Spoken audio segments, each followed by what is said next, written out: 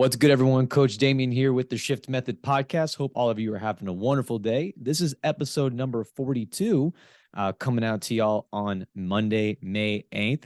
Just some updates as always. As y'all know, I train down in South Florida. We're at Johnny O's Gymnasium. I have a couple of spots open in the morning, so if y'all are available to train, go ahead and head to theshiftmethod.org, click any of those take action buttons, or hit me up on Instagram in my DMs at _shift_method. We still got merch. We still got online custom training templates through Train Heroic. And if you haven't gotten it, the newsletter just came out last week. I send it out the first Monday of every month. Go over usually a new article that I write, all the YouTube videos and podcasts we've done, and some major updates. So if you haven't subscribed, again, theshiftmethod.org, you can sign up with your email and get some nice updates there. But enough about me, right? If you're new here, welcome. But you all know this deal if you've been here before. I'm going to turn it over to my man here, who this is another trainer like Kerr, who y'all heard from last time, that I work alongside of at Johnny O's Gymnasium. The man is deep in the strength and conditioning world. And as y'all know, I do some strength and conditioning. So really excited to pick his brain today. And that is Coach Drew. Drew, can you introduce yourself to the podcast, please? Yeah, man. My name's Andrew, owner of Game Speed Trainer. Like Damien said, I work out at Johnny O's as well. See each other a lot there side by side. So, yeah, I do a lot of athlete training, speed and agility, strength and conditioning, high school, college, pro athletes. So yeah, man, thanks for having me. Yeah, absolutely. Thanks for having on. And like y'all heard, Game Speed Training, the name is perfect because we're going to talk about some of Drew's philosophy on the speed side of things. So that's going to be very exciting to get into. Drew, I got to mention, because I did a little reading on you beforehand, got to know more about who you are. I saw that we're both FAU alum, man. That's pretty dope. Oh, yeah. Oh, yeah. When were you there? I was there from 2014 to 2018. Okay. Yeah, I probably finished a year before you got there. Okay. It was like 2012, 13-ish. And yeah, I went there in 2010 when I moved down here out of the Air Force, and then kind of finished up there. But so you had probably like Coach Picca, Professor Borum, all of them, yep. White Zordos. Nice, man. Yeah. So I was reading that. I'm like, oh man, look at that. We both had the same major. That's pretty dope. Final Four, baby. Yes, sir. Yes, sir. Very sad. We won't talk about that last shot. I'm just going to pretend like it didn't happen. But hey, they made a great run. They made a really, really good run, man. I picked them to go like Sweet 16. I think I had them either 16 or Final 8. They were. I thought that was being generous. I knew they were. Good. I knew they were good, but Sweet 16's like, I mean, that's tough to get to. So I went to Purdue for grad school. And so nice. I was thinking Purdue was going to make it to like the Final 8 or the Final 4, excuse me. And so I'm like, dude, matchup is going to be FAU versus Purdue. And then Purdue loses in the first one. That was crazy. I was so upset. I was like, come on, guys. That team was nuts. But anyway, here we are, right? FAU. I'm still rooting for y'all. Hopefully next year will be good. Oh, yeah. They'll be back. They got some guys coming back. Yes, they do. But yeah, man, I kind of want to get, I know a little bit about you, and I know you mentioned a little bit about, being in the Air Force and the military in your service. Thank you, by the way, for what you've done. And of course, get a little bit into your background. So can you kind of just walk me through, like, how you yourself got into fitness, got into the military, life story of Drew? Yeah. I mean, long story short, when I was in the Air Force is when I really got into kind of my own fitness, I guess. But it was like weightlifting, bodybuilding methods. I was reading books on diet, nutrition, and all these different PDF books on how to lift the right way. I think the first book I really dove into was called Burn the Fat, Feed the Muscle. I'll never forget that book. I learned so much from it. It was like I was following the strength program the guy had in there. I was following the diet that he had. I can't remember the dude's name, but it was like the first time I ever opened my eyes to that stuff. And so from there, I got into like really good shape, and our commander of our Air Force unit asked me to take on this role of training everybody in our unit. Oh, that's dope. So that was actually my only job for like 10 months. I was the physical training leader of like 500 people. Holy crap. Yeah. So a lot of units that had like less than like 50 people, that would be kind of like a side job. Mm-hmm. But we had so many people that it was a full-time job for us. So I got a break from like our normal stuff, which was loading planes and doing all this, tough work. and I got to kind of sit up in an office and, keep track of people's fitness records. I would execute their fitness testing for them like 3 days a week, make sure everybody was passing. The people who didn't pass had to come into like a certain class 3 days a week, and I would train them to help them get in shape so they could pass. So that was like the first bout of training people. And that's kind of where it started. So I was thinking, I'm like, I wonder if this is something I could do outside the military, because I don't really want to stay in, but I was kind of thinking. So I was looking at schools, and exercise science obviously was what I figured out the degree was for this particular thing. And I didn't want to move back to where my dad was, which was Orlando, but I wanted to stay in Florida. So I literally Googled Florida schools with exercise science. FAU was one.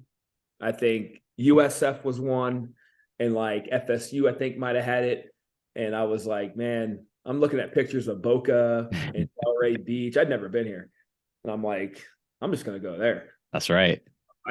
I applied to FAU about 10 months before I was getting out, got accepted for the fall of 2010, got out in July 2010, moved back here I was stationed in Germany.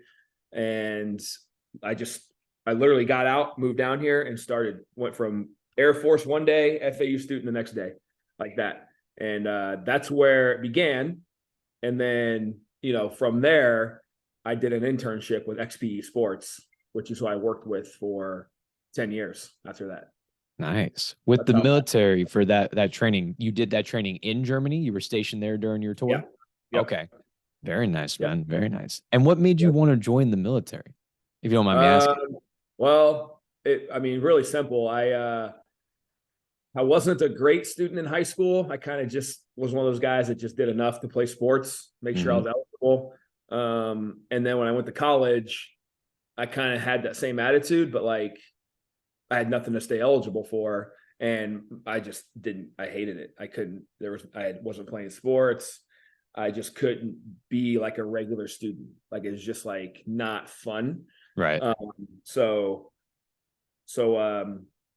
I literally told my dad, I'm like, dude, I got to do something else.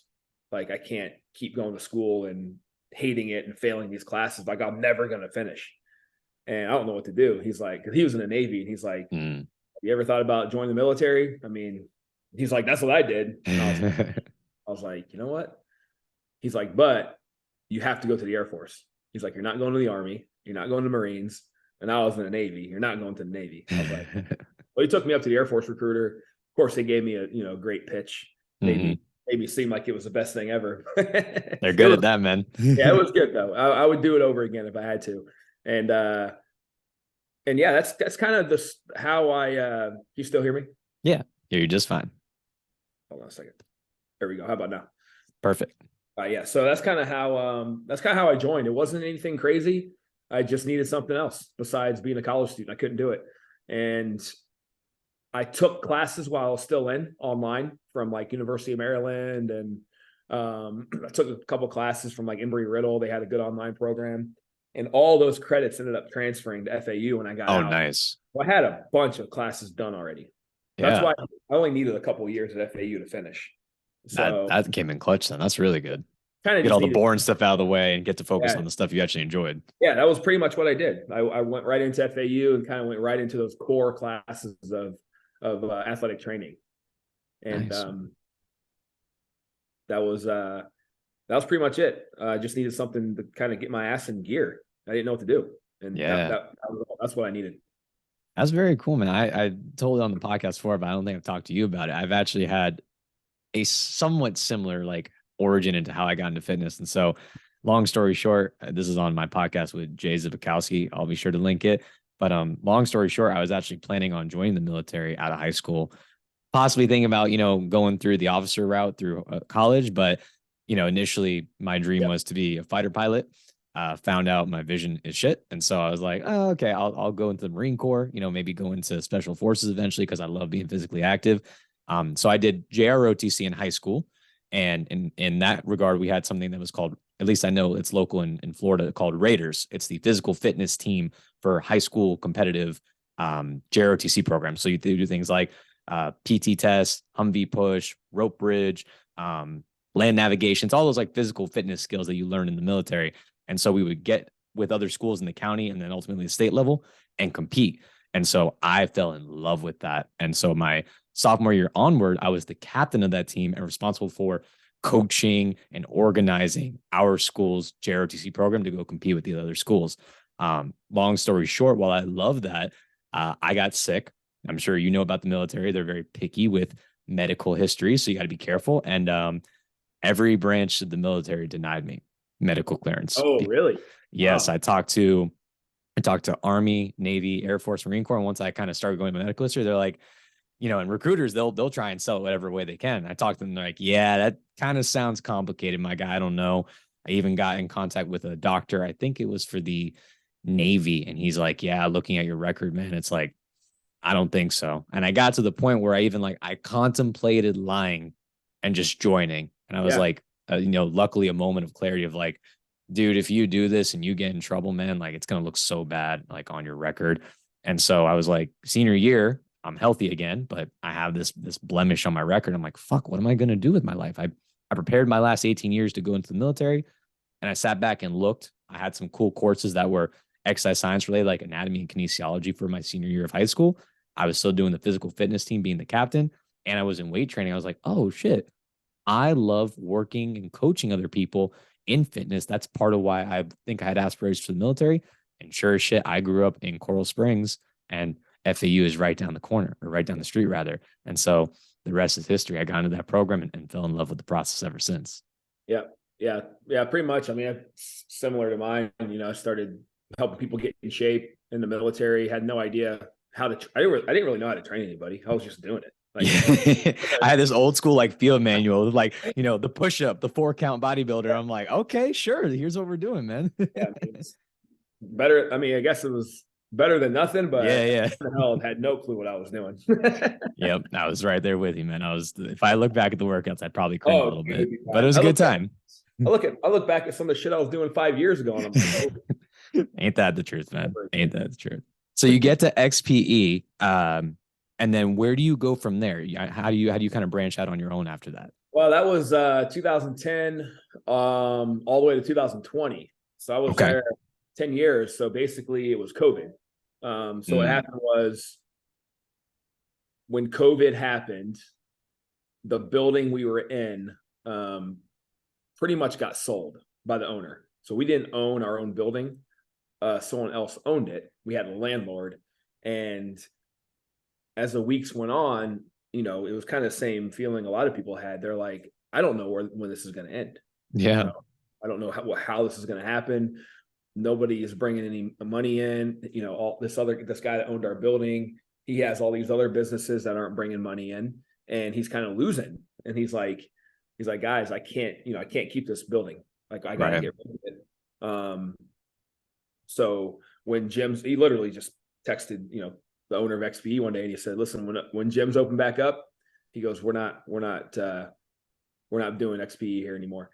Damn. And we were there for 6 years. We had another building before that, but it was one of those things where if that never happened, we may still be in there. I don't know. I have no idea, but we definitely wouldn't have been out of it that quickly. But it was pretty much COVID. And then so, Tony Villani is the owner of XPE. He's a guy I worked with for 10 years. And he was like, we went over to Johnny O's like 3 months before that, because I've known Johnny for like 10 years. And he called me and Tony, and he's like, I want you guys to come check out this gym I'm opening, and I'm going to put turf down. I want your advice on where certain things need to go. So I went to Johnny O's before it was built out. That whole back area was like dirt and and the inside was filled with like awful equipment, like from like the 60s. Like, it looked terrible. They did a hell of a renovation on that place. And so Tony's like, we actually walked out of there, and Tony goes, if anything ever happens to the building we're in now, he goes, you need to come over here. He said that 3 months before COVID. That's Like, crazy. not even knowing. I had it in the back of my head. I'm like, yeah, maybe maybe like 2 or 3 years. We'll see. Yeah. Worried about it right now. Boom, 3 months later. Because that was December 2019. Wow. March 2020 comes around. We lose our building. And Tony's like, he's like, you know, there's an XPE in Fort Lauderdale. So they basically just moved everything there. Gotcha. So 2 XPs, Boca, Lauderdale. Now there's just one. They just consolidated everything. And he's like, you can come to Lauderdale and continue what you're doing and working for us and doing your high school, college stuff. But he's like, if I was you, I would just go rent Johnny's out and just go off on your own. Like you're more than ready to go. And I was like, damn. It was like kind of one of those things getting out of your comfort zone. I'm like, yeah. Crossroad in life, man. I'm like, all right. So we had a meeting with Johnny. Of course, Johnny, he's like, yeah, man, come on, let's go. He's the best. Of course. I'm like, Johnny, I'm going to have, every now and then I'm going to have sometimes like 15 to 20 person groups. Like you've seen them. And he's like, don't worry about it. It's okay. We got it. I'm like, all right. I said, I'm coming over. So we worked out the deal for, what trainers do over there to rent space. And that once gyms opened back up, it was May 24th. I'll never forget it. That was the first day at Johnny O's. And I kind of like slowly brought people in. People were blowing me up, parents like, hey, Jim, we saw in the news that gyms are allowed to operate now. Like, can we come back to XPE? And I'm like, all right, well, here's the deal. There's no more XPE. But I'm at another facility that's super nice, outdoor turf. And the outside thing really helped during that time, as you remember. Of course. Super comfortable. They're super concerned, man. Being outside. And so that was a big deal. And I think that was a big reason I got so busy in the summer of 2020 is because it was, it was all outside and people were more comfortable. And the kids were like, some of these parents were just like, these kids got to get out of the house. Like the fact that they're even going to be working out outside is even better, but man, they've got to do something. Like they haven't done anything since March. So I was like, yeah, I'm ready to go. But instead of being at the old XPE, I'm here now. And it's only 1.5 miles away. Okay. Yeah. It's no brainer. The old XPE was on 20th and like Dixie behind. Like in kind of where that old, I think was it called Hardcore CrossFit or like right by Boca Helping Hands. Yes. Okay, cool. Back there. There's like a bunch of auto body shops back there. Fit Food Fresh is back there. Yes. Guys, it was on that street. Gotcha. So like that's right down the road. Yeah. It's not even a difference in a drive for anybody. Yeah. So it was as smooth of a transition as I could have ever imagined. Like I thought I'd have people be like, oh, I like the old building better, but none of my people flinched. They were just like, just let us know where you're at. We'll come. Yeah. Okay. And Tony told me, he's like, look, dude, anyone you train is going to follow you as long as you're in a reasonable distance. And I was like, all right, I'll take your word for it, but we'll see. And he was right. I mean, it didn't matter. Like, they're just like, dude, just tell us where you're at. Yeah. Definitely noticed that with my clients, like coming out of COVID. I started at Johnny's, back in like in 2021, 2022 era. And like, there was still some hesitation from some people, but like when I told them, oh, there's an outdoor portion, and they're like, immediately they got like the sense of relief and calm came over them. And so it's like having that space, and especially for an athletic population, a lot of your athletes are outdoor athletes. Like it's just that extra edge that you can offer them compared to just like indoor places. No one's allowed to complain about the heat. I'm like, if you play basketball or maybe volleyball, other than that, soccer, tennis, football, baseball, you guys are not allowed to say it's too hot out here. That's like, right. Literally what you play in. Especially if you're a travel athlete or like that is an advantage, being able, when people come down here to South Florida and in the swamp, man, and like being able to compete in the humidity and heat, like when you're conditioned for it and they are not, like that is a complete game changer, man. Oh, I've had kids come down from Michigan, New York during the summer. They're on vacation or whatever. They're like, hey, I want my kid to come down for a week. And I mean, they start warming up out there 9 a.m. and they're just like, holy shit. I'm like, yep. Like you wait till it's noon, kid. Like I'm not even hot yet. Yeah. We're just warming up. But yeah, sometimes these kids, roommates will come down or their teammates will come down on spring break and they'll be like, oh my God, you guys, I'm like, it's March. Wait till July.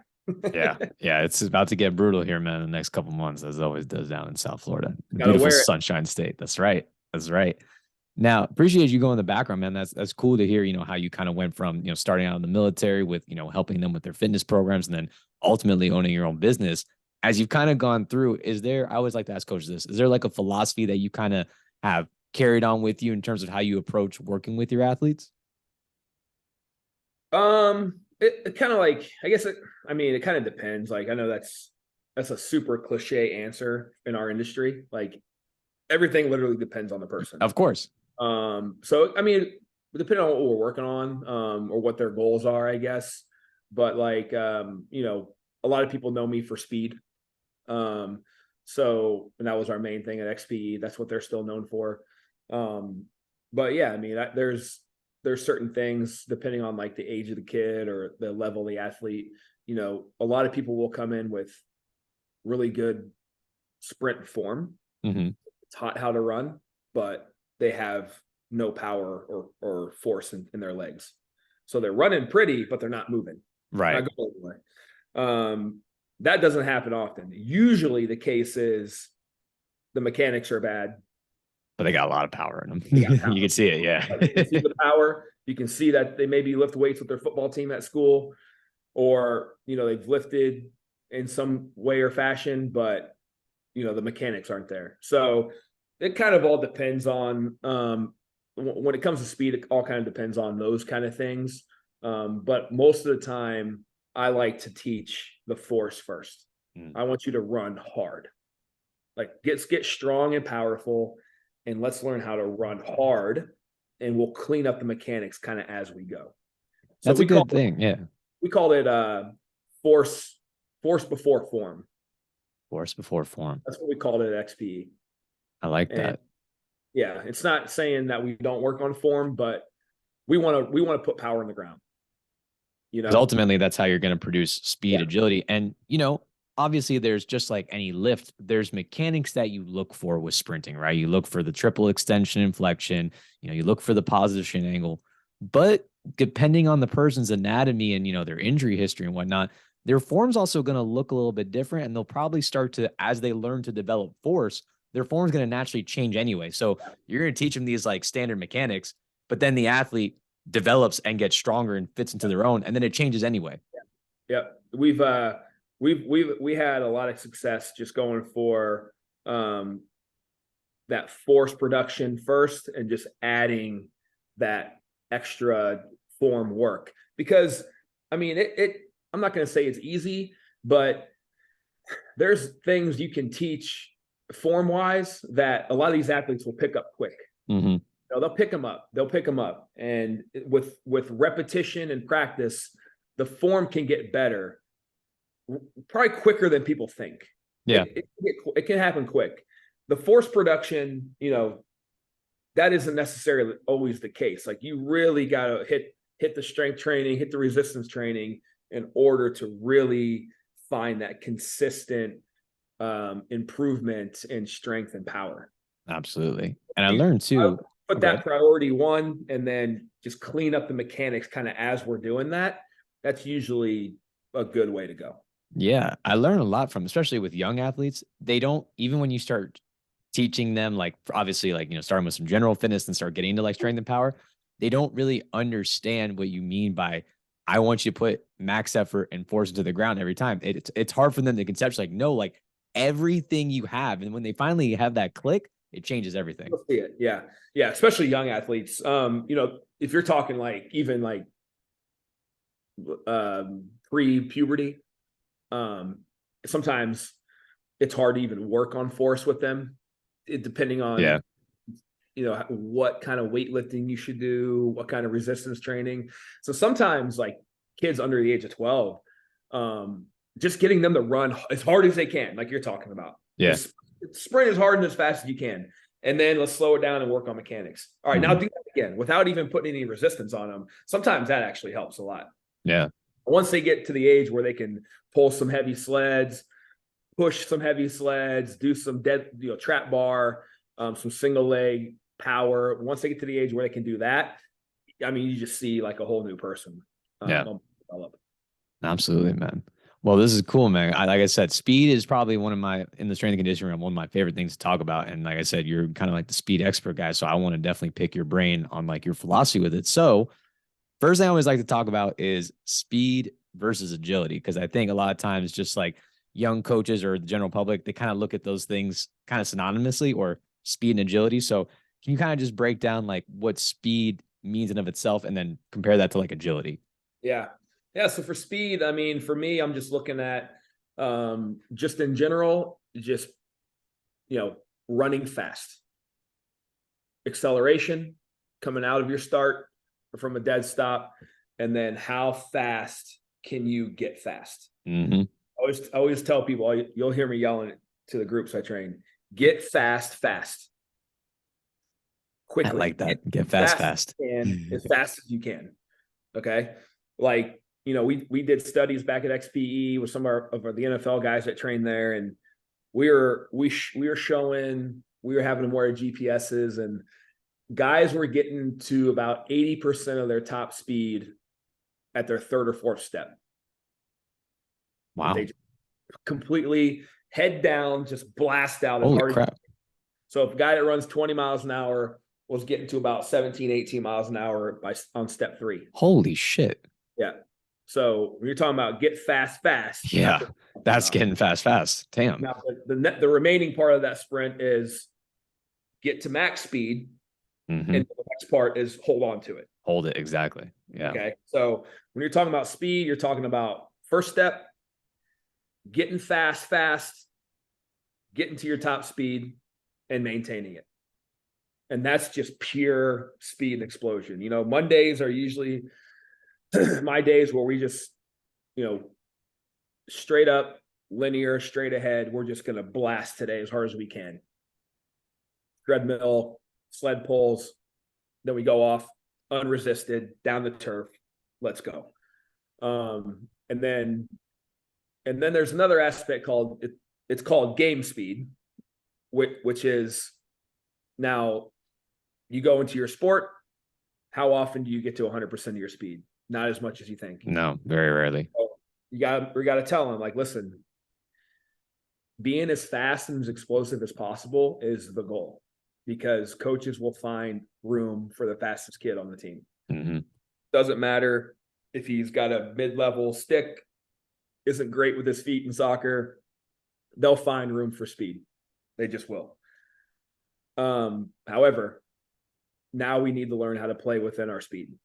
Okay, so there's game speed as well as just pure power and explosion.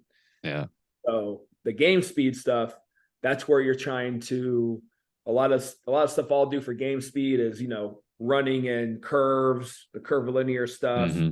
learning how to stop and go, blast out, get used to blasting out to like 80% of your speed and then come into a stop as quick as you can. Right now, blast out at 100% and stop as quick as you can. And you'll find that you are way better coming to a stop and then getting back up at 80%. Right. 100%, you're almost a little out of control.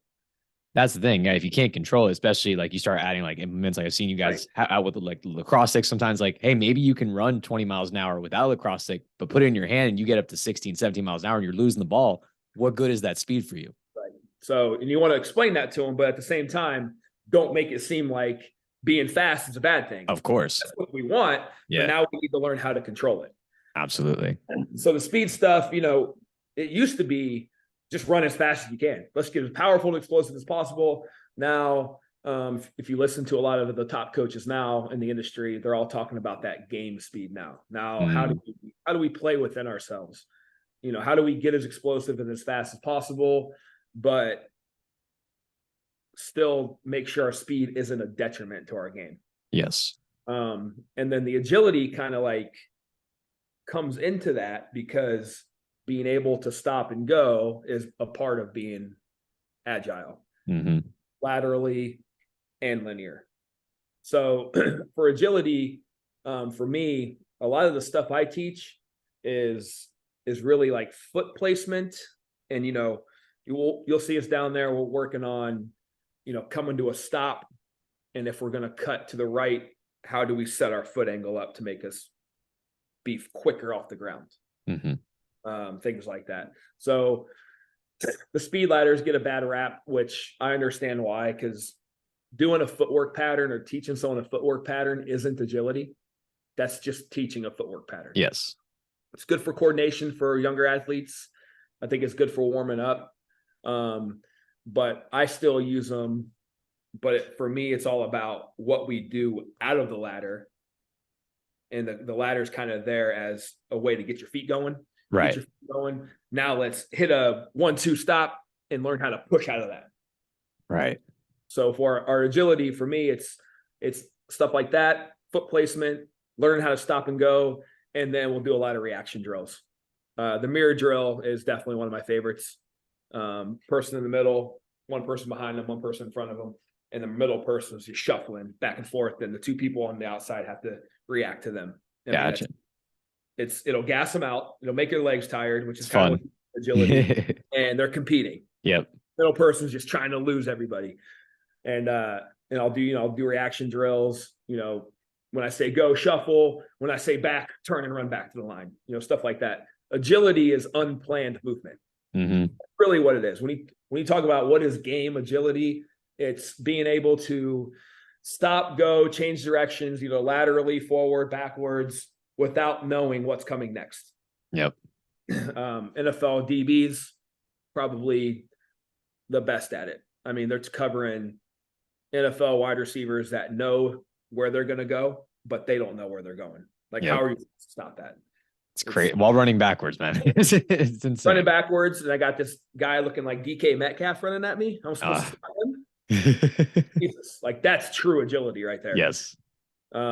So the agility for me is just all about that reaction, unplanned timing, learning how to run in curves, and starting and stopping, and good foot placement.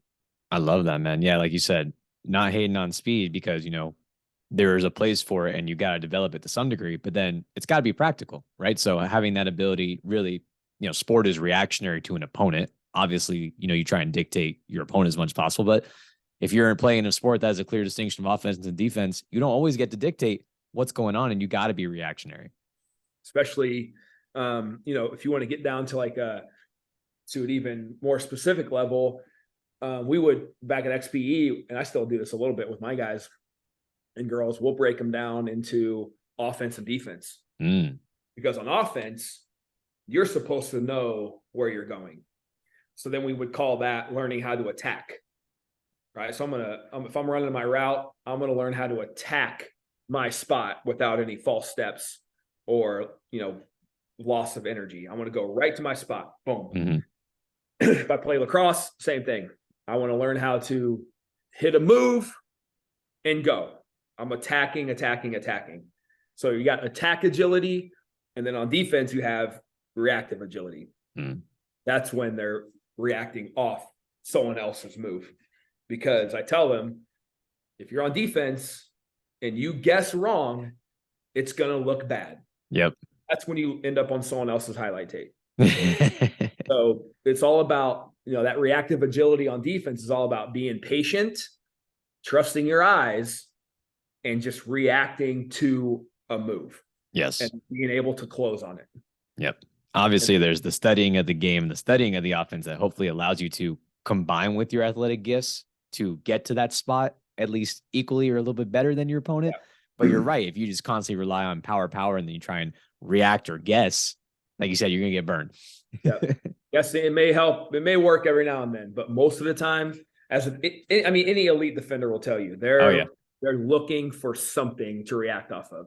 Yes. And then it's all about being able to be fast out of that stance, whether it's a back pedal, whether it's a shuffle, whatever the case may be, and just not getting beat. You don't always have to make the interception.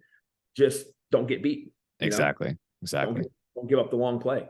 It's tough playing defense. It's like you're always, NFL DBs are always giving up catches, but if they make the tackle first before the first down, don't give up the long play, then you're in good shape.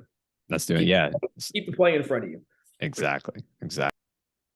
No, those are good things to detail, man, especially because, obviously linear speed is important, but then also talking about the curve linear, the acceleration, deceleration. I guess from a pure linear standpoint, as a coach, when you're looking at your athlete and you're doing some drills with them, what kind of mechanics, or I guess you could say universal mechanics, are you looking for a good linear speed athlete? Yeah, you're looking for that dorsiflexion in the foot. You don't want, a lot of these kids running their toes. I mean, that was like a thing when we were growing up. Remember, like coaches yelling at you to like stay on your toes. Yes, yes. That's like the worst advice ever. Like, no, you don't want to be on your toes. It's like the balls of your feet. I know it's Yes. kind of like, it's a very like, it's probably what they meant, but it's a very like picky thing for me to say. But the more I get into it, it's like you don't want to be on your toes. That's like Right. you want to be. It's like when a coach over says, like, squat in your heels. It's like, yes, but there's other, Right, don't fall over. But yeah, and you want that that hip drive in the front and that push. And here's where a lot of kids and a lot of young athletes don't really understand is that attacking back. Yes. A lot of overreaching, a lot of overstriding because they know they've heard the term big stride, but they don't know how that's achieved. Mm-hmm. A big stride isn't from jumping from when this foot hits until that foot hits. They think, oh, if I take a big stride and I reach out in front of me, that means it's going to make me faster. Well, no, a big stride is when your foot hits behind you, your knee drives up, and that next foot hits behind you. What's the distance between that step? Right. But in order for it to be a good stride, both feet need to hit back. Like yes. you need that positive shin angle. So when they start understanding that and that how to attack back to go forward, it's kind of what I call it, attack back to go forward. And they continue to push back and push back and push back. And they start to consistently propel and project themselves forward. That's when you start to see that difference. So it's really that horizontal projection, that hip drive, and the pushing off the ball of your feet. That's pretty. I mean, and then as they keep running, you want to get that heel turnover also. Mm-hmm. But I would put that in there too. Put the heel turnover in. But a lot of parents will come in. A lot of kids will be like, "Oh, his arm drive. He doesn't run. He doesn't swing his arms." I'm like, all right, like we'll work on the arm stuff, but let me look from the waist down because that's where it's going to start. Absolutely. We'll get to the arms, but we got to get that hip projection, that horizontal pushing back, and that heel recovery. If we start there, we'll get to the arms, but those was really what we need to work on. Yeah, those are the two biggest cues I found with my athletes is, obviously there's a little bit of a vertical component, but it's mainly you are propelling yourself by pushing back, allowing you to go forward. So really emphasizing that extension. And then a lot of athletes, kind of like I said, they don't really understand the force production. Sometimes they'll get the putting the force into the ground. They get that one down well. But then when it comes to the hip flexion, they kind of just lazily bring their leg up. Yeah. And then a lot of force down and Yeah. then lazy. So teaching them that really, really I find helpful as well. Yeah. And that's where kind of like, little auxiliary things like working on the hip flexors and the strengthening the hamstrings, that'll really kind of help them get that little extra extension up top before that foot comes down. And then you kind of start to see it roll over a little bit better. But yeah, teaching that, like most athletes, it's teaching that, like we're talking about earlier, just put that force in the ground. Like I'm telling you, I want you to run as hard as you can. Like, I can't express this enough. Yeah. Like I do it, like I'm going to go as hard as I can. I need you to do it now. Like, don't be afraid to like run hard. Like, let's go. Like this is, you want to get faster, you have to run fast. Now from a resistance training standpoint, what like movements or exercise programs do you like to give to your athletes that you feel like helps emphasize that? The heavy sled pulls is, I mean, that's probably one of the tried and truest forms of sprint training ever. But finding the correct weight is another thing. But when I first start with someone, we'll always do some sled walks, right? So we'll do like the high knee walk while pulling the heavy sled to make them lift, lock that leg out, fire that glute, and then put that foot back down. that's the first thing that I like to do is those heavy sled walks. And then from there, I've been using the belt a lot recently where I hold the person back myself just because then I can gauge how hard I know they have to run to pull me. But also, if I have like a group of people, I'll go heavy sled pulls in order, because if you pull a heavy sled, you have to, number one, drive that knee up in order to move it, and you have to hit the ground behind you. That heavy sled reinforces acceleration mechanics better than most things. And then I've got the shred mill, which Tony Vellani invented at XPE, and that's kind of the same as a heavy sled pull. That belt won't move unless you hit behind you. Gotcha. In front of you, that belt will stop because there's no motor. And you can put up to 500 pounds of resistance on that belt. Oh, wow. Yeah. So it absolutely, same as a heavy sled pull, reinforces acceleration mechanics. You have to drive your knee up and you have to hit behind you if you want to keep moving. I like that. Now, with the resistance training side, so I love the heavy sled, all right, because it mimics the movement closely. I hear different opinions from coaches, so I wanted to pick your brain on this. Are you of the mindset when it comes to lifting weights that like, hey, we're just going to do, general movement patterns, right, that involve the knee and the hip and the upper body to just get you stronger and more powerful? Or do you take the mindset of we need to do very specific exercises to help develop very specific angles and movement patterns? I like to do full body weights. I like to do like trap bar deadlift. I like to do rear foot elevated split squat, step ups. In terms of upper body, the push and the pull, chin up holds, single arm dumbbell bench, just things like that. I don't need to, if you're asking if I think we should lift more specific to speed, no, I think you should make the body strong. Just get stronger, and then when we do speed, if I want to add some resistance to the sled, we're going to do that also. Yeah, that's, I think, the philosophy I've taken. I think when I first started off as a young coach, I was like, oh, how can I find an exercise that like best mimics the sprint, but like isn't a sprint? And it's like, why don't I just get you as strong and powerful as possible in the weight room, and then we can transfer it to a sprint. I think that's kind of where I'm at. And there's a couple of guys in the industry that I think also are doing that have done very well. I think it's getting strong and explosive in the weight room. And then you can also do some resistance on your sprints as well. And obviously, you need to kind of gauge how much one athlete can handle in one session. So maybe one day, for example, we go, heavy on the trap bar deadlifts. And then after we can do some lighter sled pulls just to kind of unleash that strength and that power into the ground.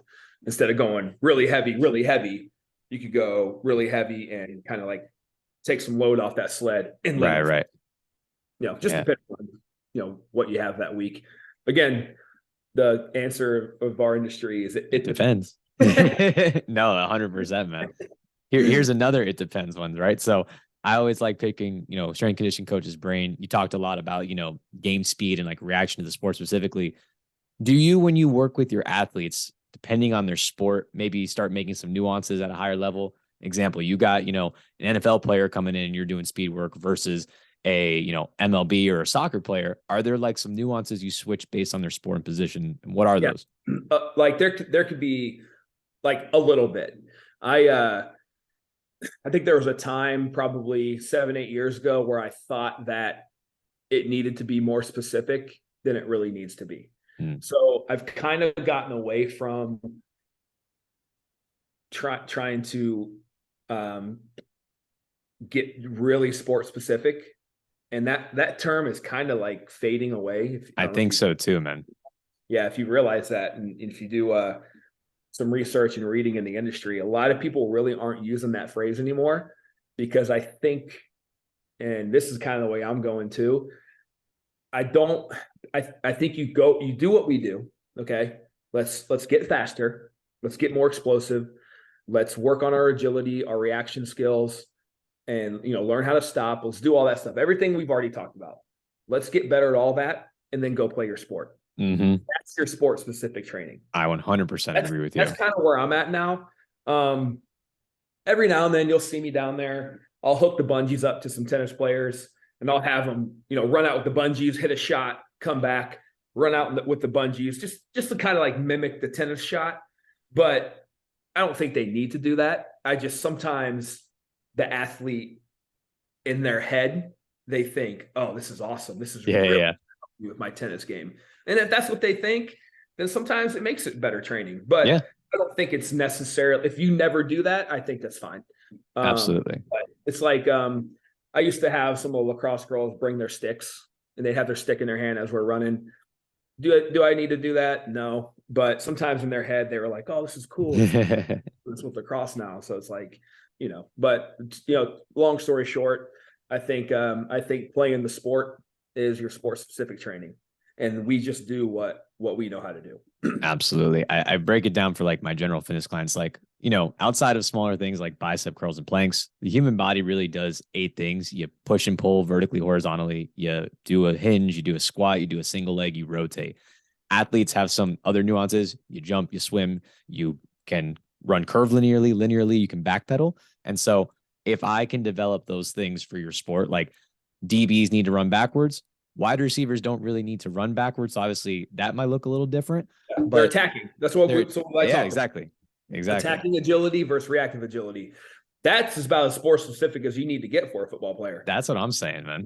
You don't need to throw the football in there or have them wear their helmet or anything like that. It's just, that, like you said, if I can help you backpedal better and run open, open hip crossover run better, then you're going to get better at it on the field too.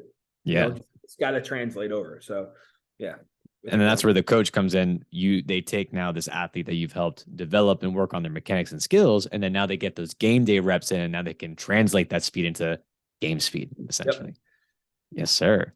Well, I'm glad we're on the same page on that, man. That's cool. Yeah, I think that's definitely, like you said, going towards the less quote unquote sport specific route and just kind of generally making athletes faster, stronger, more explosive.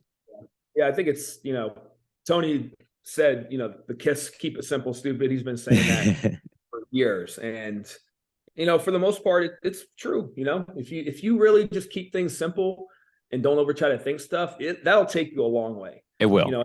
Every now and then, I think it's great to get innovative and to kind of try new things and throw a wrench into this and see how it goes. That's how you find new stuff. But, if you just kept it simple and just did the things that we all know work, you won't go wrong. You won't go wrong. So I think a lot of times as trainers, we kind of got to step back and remember that, like, we don't have to come up with the next new movement. You don't have to. Like, just if there's guys out there doing it and you want to kind of follow along and see what they're doing, and maybe you see something one day that you want to, implement and try it out, then do it. But like, man, just keep doing what works, and things will go fine. Yeah, master the basics, man. And people listening, aspiring coaches or current strength coaches, like, take word from this guy who I see working with athletes from the youth, the collegiate, and to the professional level. Like, the basics are going to get you the majority of the way, maybe nuances if you need to, but stick with what you know, and you're going to make some awesome progress, man. Yep, 100%. Awesome, dude. Well, Drew, I really appreciate you, man. Seriously, this has been a cool conversation. Learn a little bit things about speed and agility training. Please let the people know where they can find you, website, services, all that good stuff. Yeah. So my website is gamespeedtrainer.com. Pretty simple. Got a lot of info on there about me and some training. And my Instagram is, I'm pretty active on there. That's pretty much my best social media to follow me on. And that's Andrew Spruill, Spruill, with a little underscore at the end. And I'm very active on there. So if anyone wants to send me a message or check me out on there, that's a good one. Yes, sir. I'll be sure to put all those links down in the description below. Hey, like I said, if you want to come hang out with Drew and I down at Johnny O's, you want to work with us, you know where to find me. I'm at _shift_method on YouTube Shorts, YouTube in general, Instagram and TikTok. You can head to theshiftmethod.org or DM me to find out information about coaching, online, in person, or custom training templates. That's available to you. Join the newsletter. Get yourself some merch if you would like some. And again, thank you all so much for always tuning in. Drew, great talking to you, bud. You enjoy the rest of your Saturday. All right. Yeah, appreciate you having me. I'll see you at the gym. Awesome. Later, bud.